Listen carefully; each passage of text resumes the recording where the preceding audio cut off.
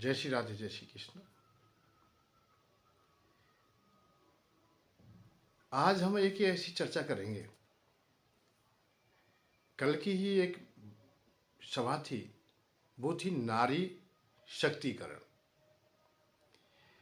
नारी को शक्तिशाली होना चाहिए, हर प्रकार से शक्तिशाली हो, ये चर्चाएं थी।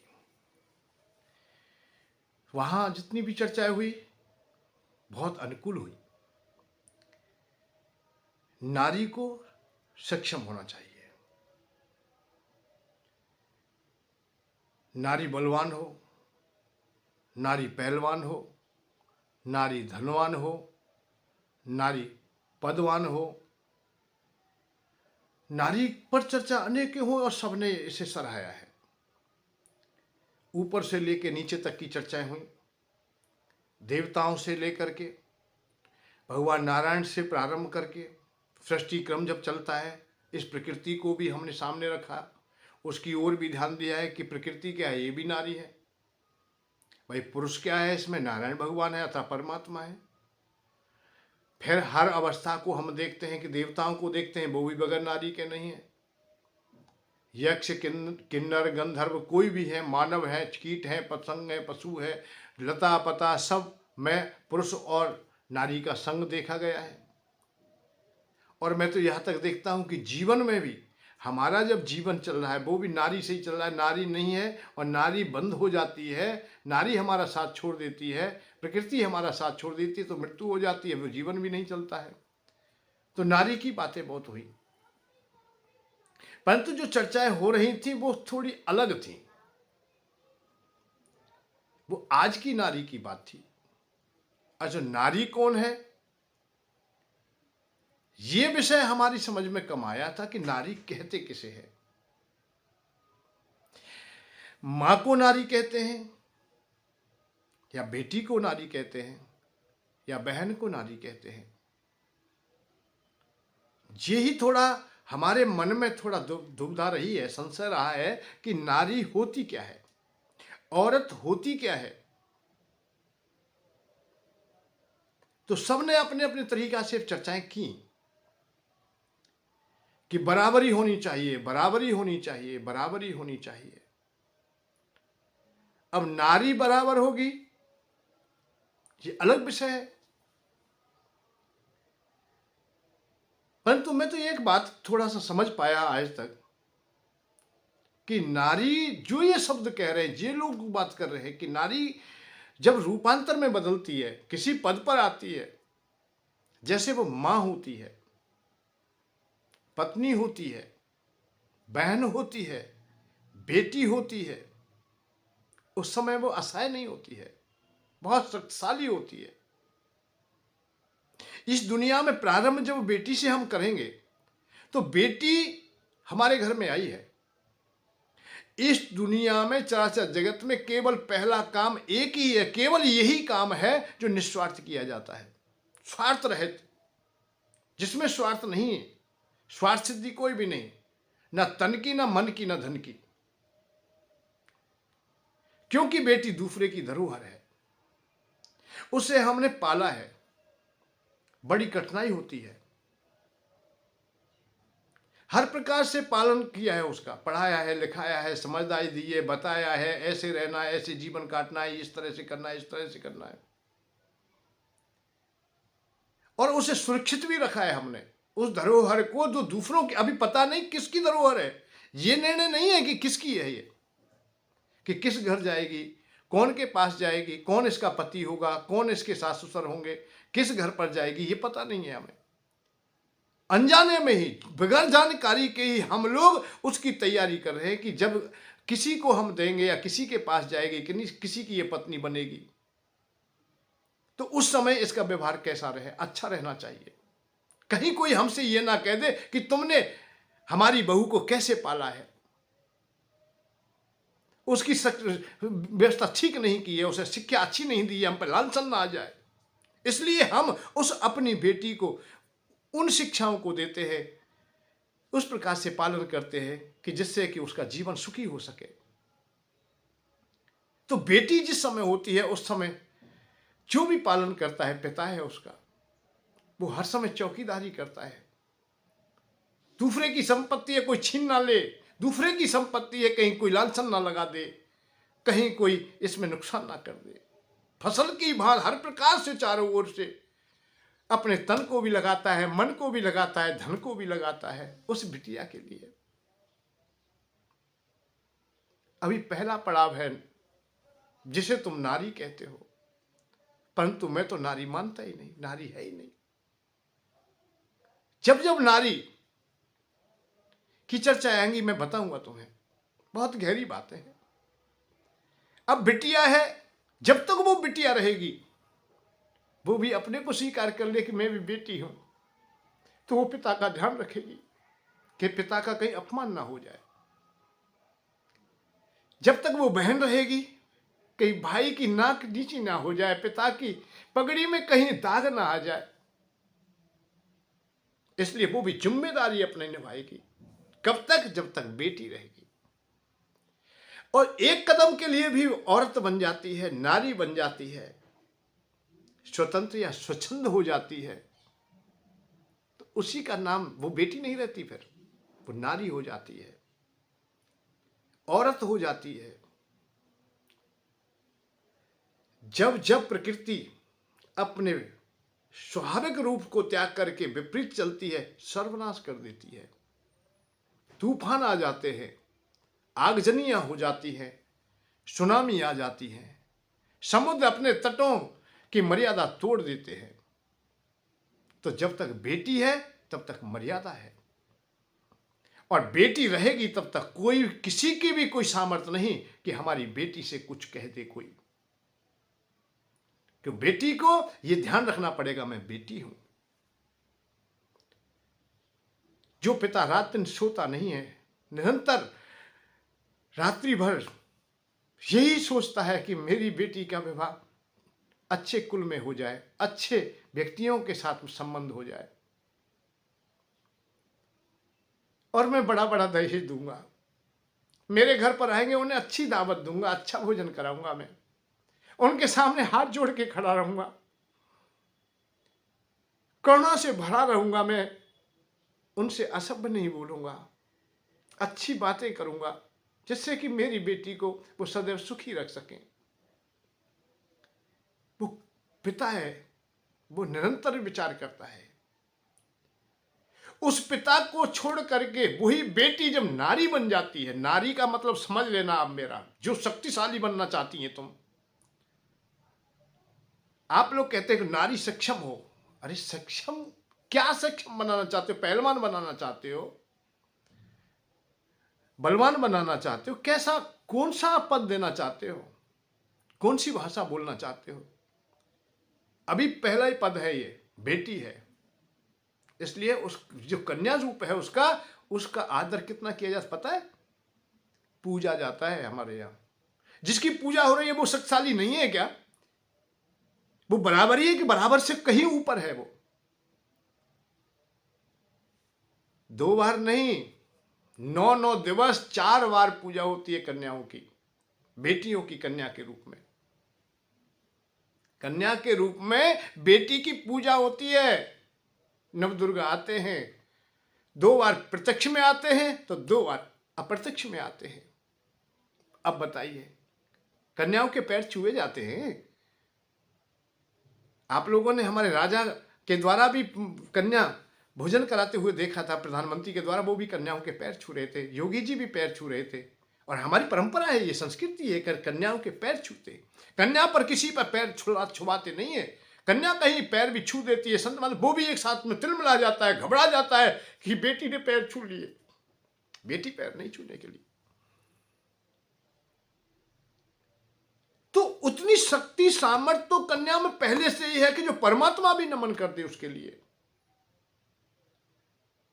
और जब तक वो बेटी है हमारी और उसका हम दान भी कहीं करेंगे तो पूरे भूमंडल में इससे बड़ा बढ़कर के कोई दान नहीं होता है। अब बताइए, तुमसे बड़ा ना कोई, पूरी सृष्टि की धन संपत्ति तुमसे बड़ी नहीं, तुमसे ज्यादा कोई सम्मान प्रिय नहीं, तुमसे अधिक कोई भी इतनी घर में कोई लेके बैठा ही नहीं। चाहे आप लोग पूरे लोकों को दान कर दें, पर कन्यादान से बढ़ करके कोई दान नहीं होगा, क्योंकि यही सृष्टि का क्रम है, यही नया युग है, नव जीवन है, हमारी वंश परंपराएं हैं। सब कुछ देने वाली कन्या ही है वो। तो जब तक वो कन्या रहेगी, जब तक वो बेटी रहेगी, वो सक्षम ही सक्षम है, कभी भी अधूरी हुई नहीं। अधूरी कौन होगी? जो औरत बनने का प्रयत्न करेगी। जब जब औरत बनी, पिता को छोड़ करके, पिता की मर्यादाओं को छोड़ करके, भाई की मर्यादाओं को छोड़ करके, भाई कैसे जिएगा तेरे बगैर, तूने जो कदम उठाए हैं ये ना सोचा, इसलिए तू औरत हो गई, नारी हो गई। और नारी सक्षम क्यों होगी? नारी को तो कोई भी लूट ले, औरत तो औरत है। बेटी को कैसे कोई लूट लेगा? बहन को कोई लूट लेगा? बताइए, बहन को कोई लूटता हो तो? लूटा जाता है हमेशा औरतों को। मां से बढ़कर के सक्षम कौन हो सकेगा इस दुनिया में? मां, इस दुनिया में मां से बढ़कर की दुनिया में कोई सक्षम है ही नहीं। भगवान भी ऋणी हैं उनके। भगवान अवतार भी धारण करके आते हैं तो मां के आंचल में ही दुबक जाते हैं। मां, मैं तुझसे अलग नहीं हो सकता। कृष्ण भगवान जब ब्रजवासियों के गले से लग के कभी आप लोग जानोगे कि माधव गुरुकुल में चले गए, तो वहां भी रो रहे थे कि मुझे मैया की याद आ रही है। मां गुरु माता से। मथुरा चले गए, यशोदा मां की याद करते निरंतर। उधो मोय मैया की सुधावे, उधो मुझे ब्रज विफरत नाही, मुझे ब्रज बिसारा नहीं जाता है। सुबह सुबह ताते जलते मेरे मुंह धोवे, वो माखन दे, नाना प्रकार की यादें करते हैं, चर्चा करते हैं। ऐसा सुख तो मैं या मथुरा में न पाऊं। उधो मोह ब्रज बिसरत नाही, हंस सुता की सुंदर कलरव और कद मन की छाई, उधो मोह ब्रज बिसरत नाही। उधो दीजो संदेश हो जाए, पहलो संदेश हो मैया को दीजो, जो चुप चुप आंसू बहाए। दूजो संदेश हो बाबा को दीजो, खिरकन चुप बतराए। तीजो संदेश हो माते रोहिणी, विद से कछु न बिसाए। तो मैया को तो निरंतर याद। अरे हम कब भूलते यार, हम बूढ़े हो जाए, कुछ भी हो जाए, कोई कष्ट भी आ जाता, अरे मैया। राम से भी पहले मां आ जाती है। तो मां को इतना सम्मान मिला है, इतनी सक्षम है वो, तो प्रत्यक्ष देवता है हमारा। बताइए कहां कमजोरी है नारी में? नारी नारी नारी नारी बनाते क्यों हो तुम? मां रहने दीजिए, बहन रहने दीजिए, पुत्री रहने दीजिए। जब तक पुत्री रहेगी कहीं भी सक्षमता कमजोर ना होगी। बहन रहेगी बहुत मजबूत रहेगी कि उसका वो भाई है। बेटी रहेगी उसका पिता है। पत्नी रहेगी उसका पति है। मां रहेगी उसका बेटा है। उसके सेवक हैं चारों ओर, कहीं पति के रूप में, कहीं पुत्र के रूप में, कहीं पिता के रूप में। पूरा जीवन काल तो चला जाता है। बचपना पिता के सानिध्य में, भाई बंधुओं के सानिध्य में, जवानी पति के सानिध्य में। कमाने की बात ही नहीं आई कभी भी कि तू कमा के ला, तू जा भाग दौड़ करके ये कर वो कर, ऐसा कुछ आया ही नहीं है कहीं भी। वृद्ध हो गई है तो पुत्रों के सानिध्य में रहे, पति ना रहे कोई चिंता ना कर। पुत्र हैं तो भी तू अपने में सक्षम है। भाई असहाय को हम शक्ति दें, ये तो बात समझ में आती है। जो कमजोर है, बीमार है, उसे औषधि दें तो समझ में आती है। जो बीमार है ही नहीं तो औषधि किस बात की? जो मां हमारी कमजोर है ही नहीं, मां शब्द ही कमजोर नहीं, तो हम किस बात की हम औषधि दें? सक्षम की बात कहें, सक्षमता ये नहीं। अब रही बात औरतों की बात या ऐसी प्रकार की नारियों की बात, तो वो भी मर्यादाहीन हो गई हैं भैया। जिन्हें पिता का ध्यान ना रहा, इसलिए नीचे तो बड़े कपड़े पहन लिए पर ऊपर छोटे कपड़े हो गए। पता नहीं वो कपड़े कहाँ गए। कहीं देखते हैं ऊपर तो बड़े कपड़े हैं, पर नीचे छोटे कपड़े हैं। अंदाजा भी नहीं लगता है कि है भी या नहीं है, ये भी हमें भ्रम हो जाता है। हम टेलीविज़न देखें, मोबाइल देखें, हम थोड़ा खोलते ही सबसे पहले वही नारी आ जाती हैं, वही औरतें आ जाती हैं। आप लोग मेरी बात समझ रहे हो ना? तुम सत्य कहना, कोई बेटी आती हो तो, कोई बहन आती हो तो, कोई माँ हो, उनमें ना तो कोई माँ है तुम्हारी, ना तुम्हारी कोई बहन है, ना बेटी है, केवल वो औरत है। औरत वो भी काम से भरी हुई है, अंग प्रदर्शन कर रही है, अपनी मर्यादाएं उसने खुद तोड़ दी हैं, अर्थात छोड़ दी हैं। ना उसने पिता का ध्यान रखा है, ना भाई का ध्यान रखा है, ना पिता का ध्यान रखा, ना भाई का, ना पति का, ना परिवार का, ना वंश परंपरा का, किसी का ध्यान नहीं रखा है। उसे हम क्या सक्षम बनाएंगे? उसे हम सक्षम क्या बनाएंगे जो अपनी क्षमताओं को त्याग चुकी है, अपनी मर्यादाओं को त्याग चुका है। इसको नहीं बराबरी कहते हैं। और बराबरी क्यों करना चाहते हैं? बराबरी की समझ में नहीं, बराबरी तो हो ही नहीं सकती है। प्रकृति और पुरुष अर्थात परमात्मा और प्रकृति कैसे बराबर हो जाएंगे?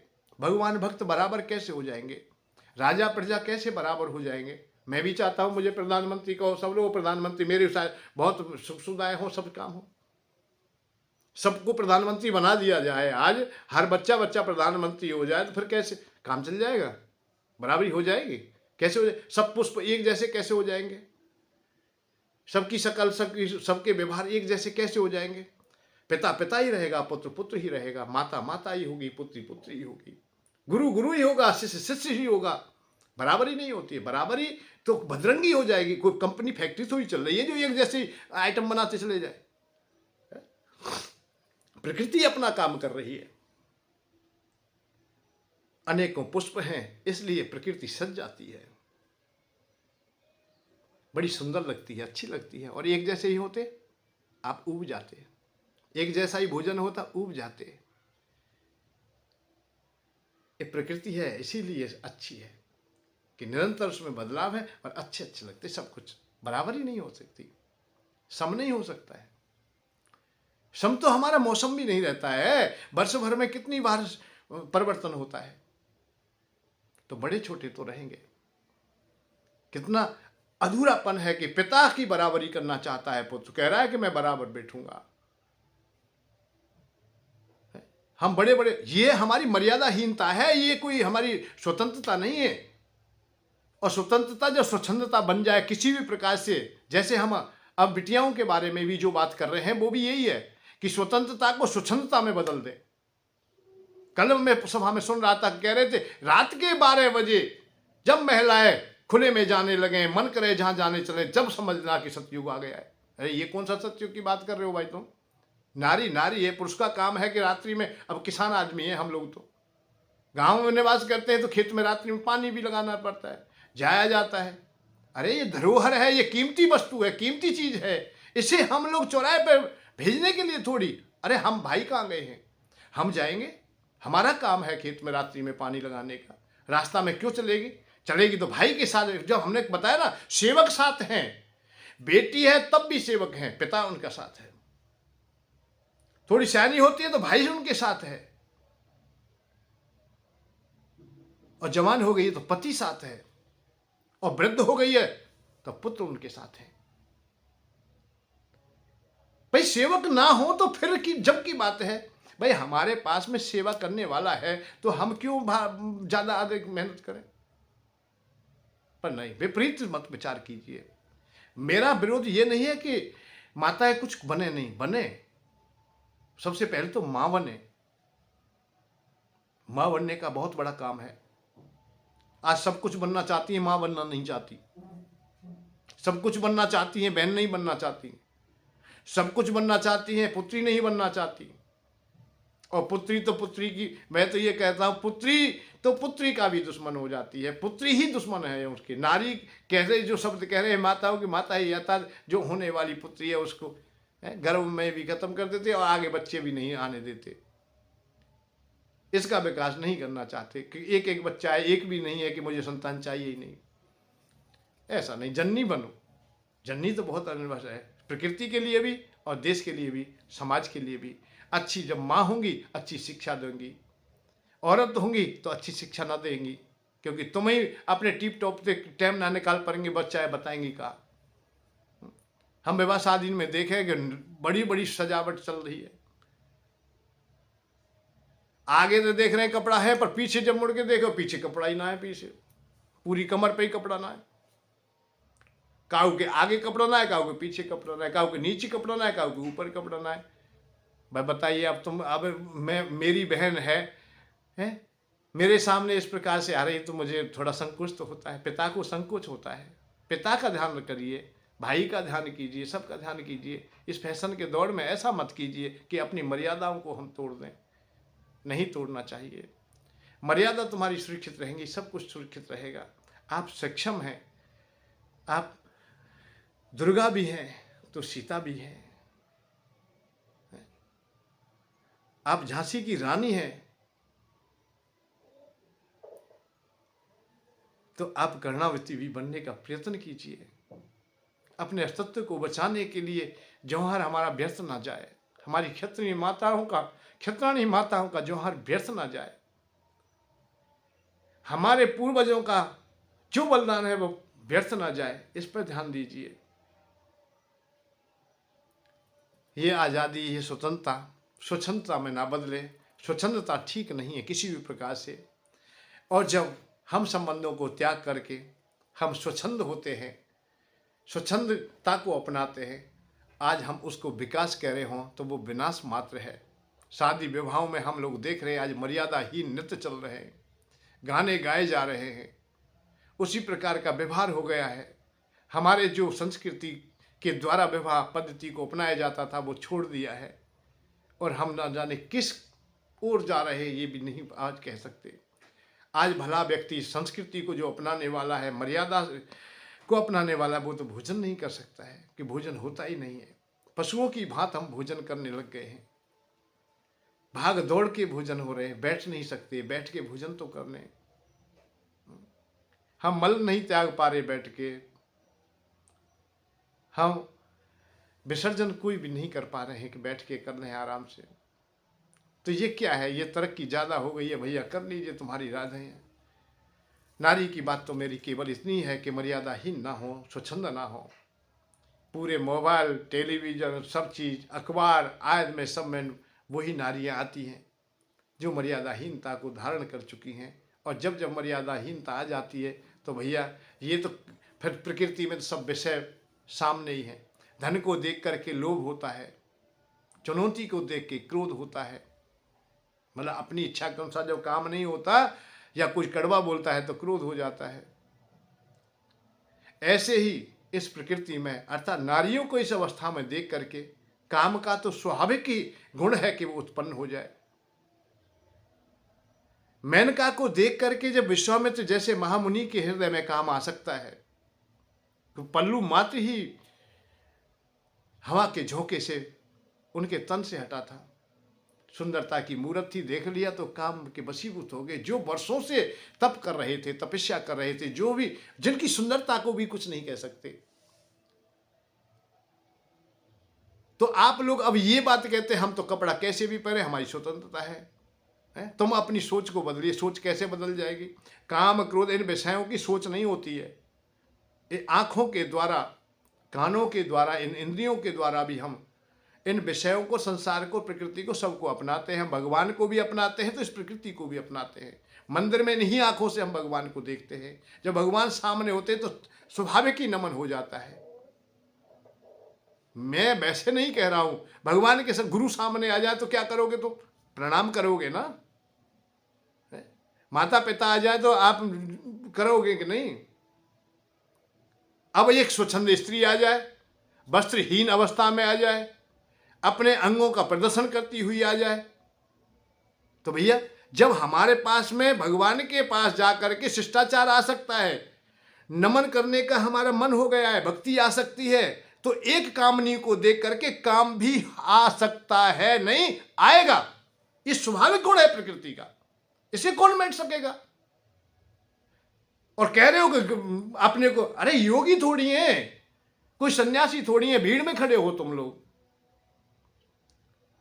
उन्हीं लोगों के बीच में हो जो संसारी लोग हैं, घरगृहस्थीवान हैं, जो काम को अर्जित किए हुए हैं, लोभ को अर्जित किए हुए हैं, क्रोध को अर्जित किए हैं, मोही व्यक्ति है, पांचों विषयों को जो अपने में अर्जित किए, उनके सामने ही तो तुम आए हो। तुम कौन से योगियों के पास चले गए? और मैंने उदाहरण तुम्हें दे दिया, योगी भी उस अवस्था में, योगी भी अपने योग को ना रख सका।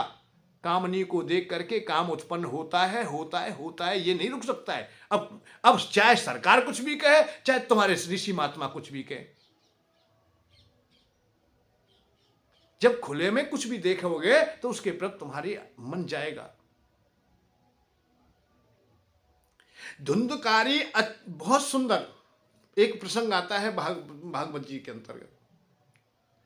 आत्मदेव श्रेष्ठ ब्राह्मणों में गिने जाते थे।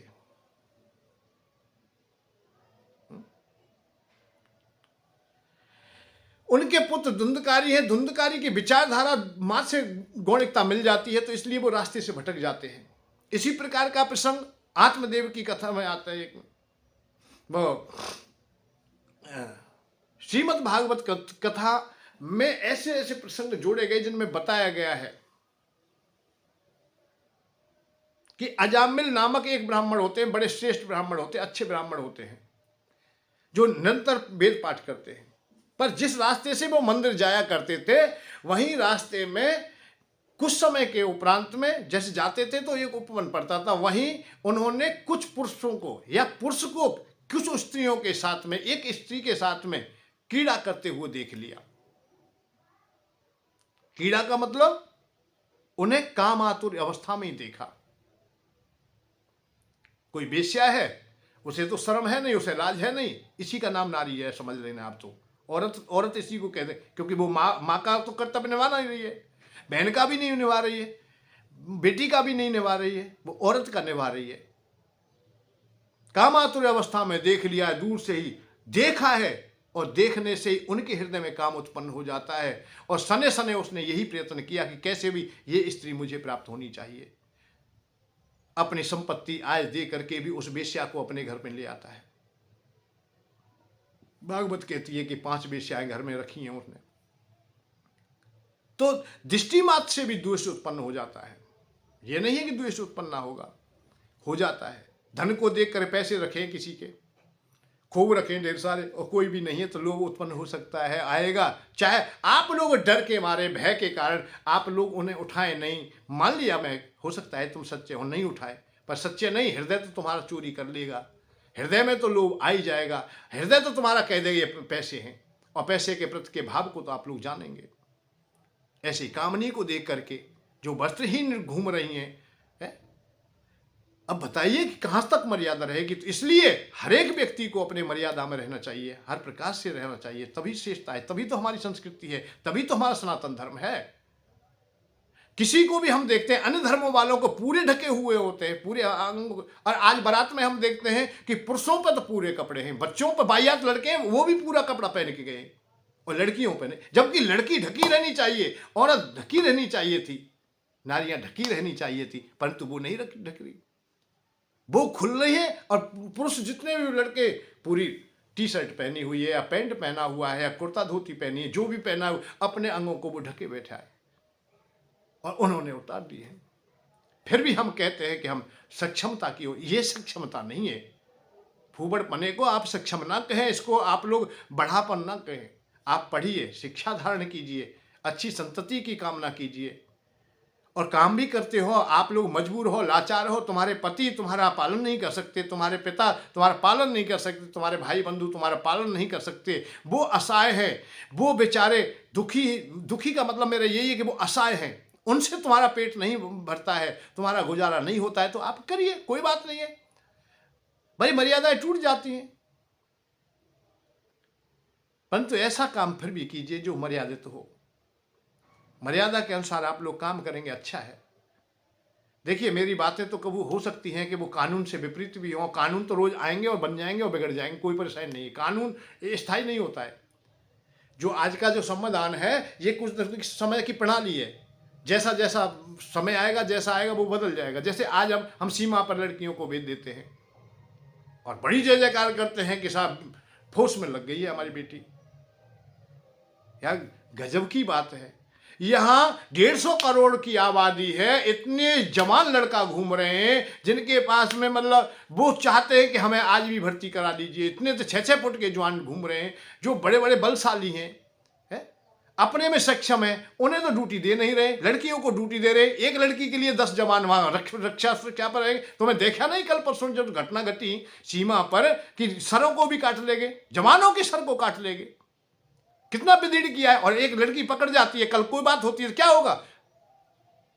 ये कौन सी बड़प्पन की बात है कि सीमा पर ड्यूटी दे रहे? क्यों दे रहे?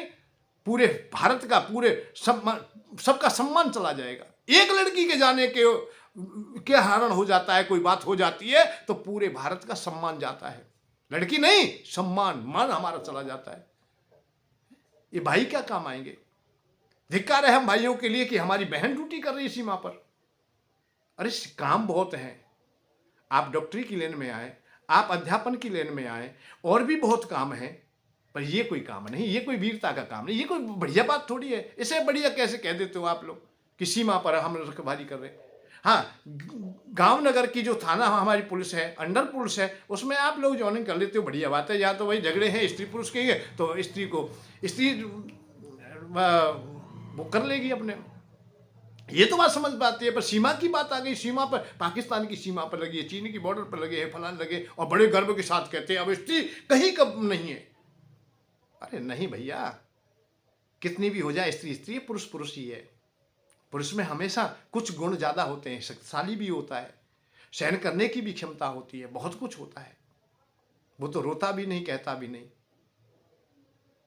कितनी जगह काम करके आता है, कितनी जगह दुत्कार खाता है, कितनी जगह मेहनत करता है, कितनी जगह जन क्या क्या करता है, पूरा दिवस निकल जाता है। घर आके ये नहीं कहता है कि मैं इतना परेशान हूं के, परंतु वही पत्नी घर में बैठी है, घर में ही खा रही है, छोटा मोटा काम किया है, और सुबह से लग के शाम तक की बात बता दे, मैंने ये किया वो किया, ये किया वो किया, परंतु पति की कुछ ने पूछी नहीं। तो पुरुष तो सक्षम होता है, वो अपना दुख भी नहीं कहता है, किसी से रोता भी नहीं है।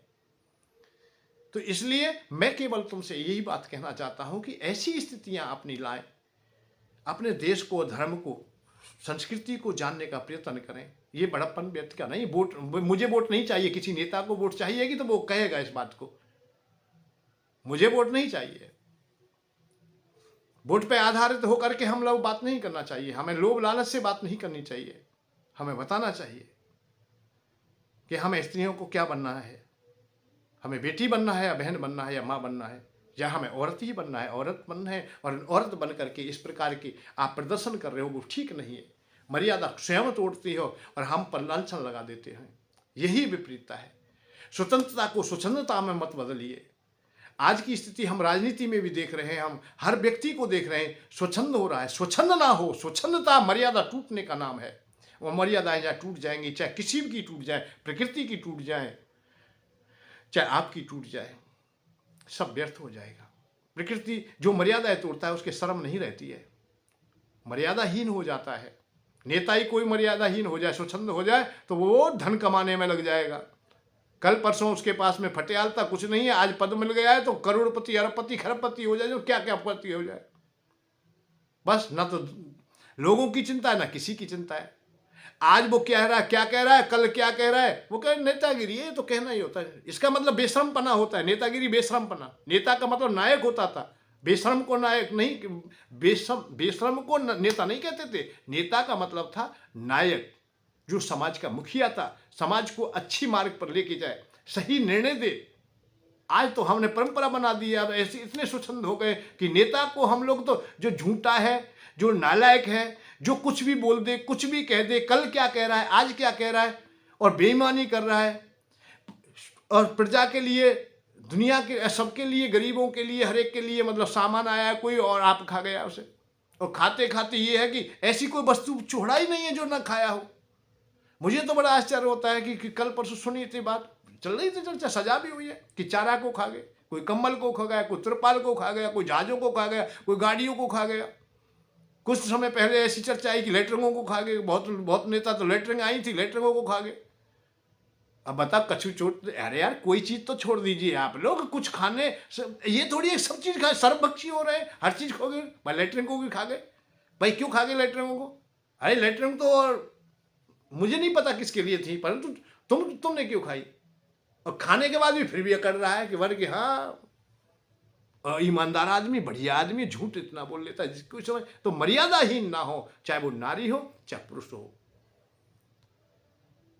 सुरक्षा की दृष्टि तो केवल मेरी यही है, जो शास्त्र कहता है। हमें तो शास्त्र का बोधन करना है, शास्त्र के अनुसार चलेंगे हम लोग। तो शास्त्र कहता है कि बेटी है तब तक सुरक्षित है, मर्यादा में है। बहन है तब तक मर्यादा में है। माँ है तब तक मर्यादा में है। पत्नी है तब तक मर्यादा में है। यदि इन 4 पदों को तुम त्याग दोगे, स्वच्छंद हो जाओगे, फिर कोई चिंता नहीं, फिर कोई भी मर्यादाएं तुम्हारी शेष नहीं रह जाती, तो कोई